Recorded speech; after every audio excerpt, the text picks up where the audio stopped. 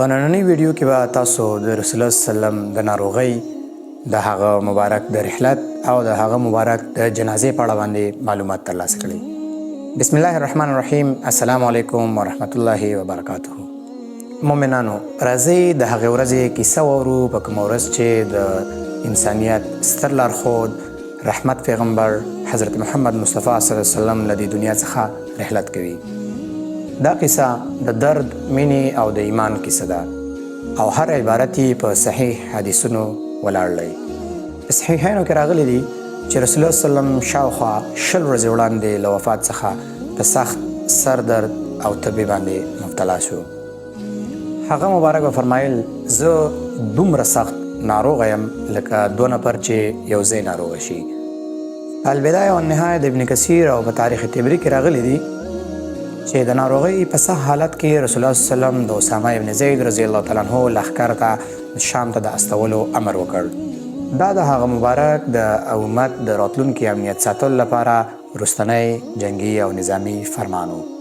په روایت د ابن ماجه او مسند احمد کې راغلی دي چې په ناروغۍ کې یو ورځ رسول الله صلی الله علیه وسلم مسجد نبوي ته راووت او خلکو ته یې د ژوند وروستی نصیحت وکړ او دا یې وفرمایل د منځه په اړه باندې د الله جل جلاله څخه وډار شئ او همداراز خپل ماتحت یا هغه کسان چې ستاسو د لاس د لاندې دي په هغوی باندې رحم وکړئ او ښه چلند ورسره وکړئ. په صحیحینو کې راغلی دي چې یو ورځ حضرت فاطمه رضی الله تعالی عنها کور ته داخله شوه. رسول الله صلی الله علیه وسلم هغې ته یو پټه خبره وکړه، هغه په ژړا شوه.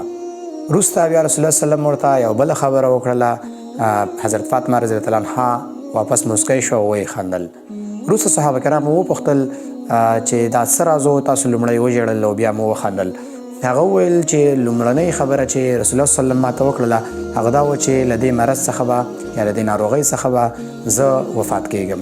نو ما وژړل. بیا وروسته راته وویل چې د اهل بیتو څخه به لومړنی ملاقات او لومړنۍ لیدنه زما له تا سره وي. نو ما وخندل.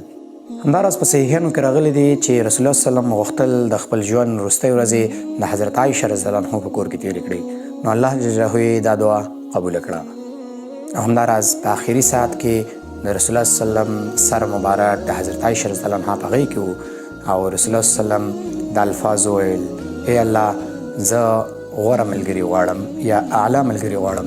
دا الفاظ یې 3 وارې تکرار کړه او روح مبارک یې ووت. په صحیح البخاري او تاریخ ابن هشام کې راغلی دي چې رسول الله صلی الله علیه وسلم د 11 هجري د ربیع الاول د میاشتې په 12 تاریخ چې د دوشنبې ورځ وه د 43 کلو په عمر کې له دې فاني دنیا څخه رحلت وکړ. په صحیح البخاري کې راځي چې حضرت انس رضی الله عنه فرمایي هغه ورځ چې د رسول الله صلی الله علیه وسلم وفات وشو له هغه مې سخت درد نه و لیدلی. حضرت علی کرم الله وجهه بېهوشه شو، حضرت عثمان رضی الله عنه چاړه شو او همداراز حضرت عمر فاروق رضی الله عنه اعصابو کار پرېښود او توره یې راوویستله او مسجد نبوي ته لاړ. ویې ویل هغه څوک چې وایي چې رسول الله صلی الله علیه وسلم وفات دی، زه به د هغه سر قلم کړم. رسول الله صلی الله علیه وسلم وفات نه دی، هغه د الله جل جلاله ملاقات ته تللی لکه څنګه چې حضرت موسی علیه السلام د الله جل جلاله ملاقات ته تلو.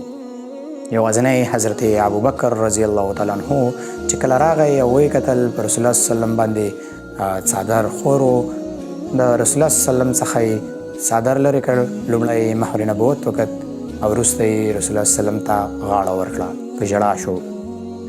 په صحیح البخاري، ابن ماجه او مسند احمد کې راغلی دي چې رسول الله صلی الله علیه وسلم ته غسل حضرت علی، عباس، حضرت فضل، قسیم او حضرت اسامه رضی الله تعالی عنه ورکړ.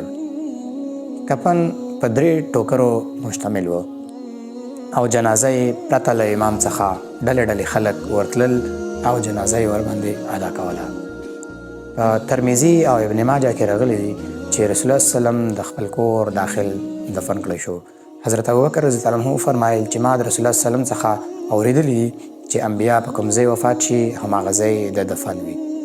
دا د هغه مبارک انسان د رحلت واقعه وه چې نړۍ ته یې ښکلا او رڼا ورکړه. سنت یې ژوندي، لارښود یې پاتې او موږ یې امت یو. او همداراز د رسول الله صلی الله علیه وسلم د رحلت سره د اسلام د لومړنۍ دوره پای ته رسیږي. تر بیا مو په پاک او سپېڅلي ذات سپارم. والسلام.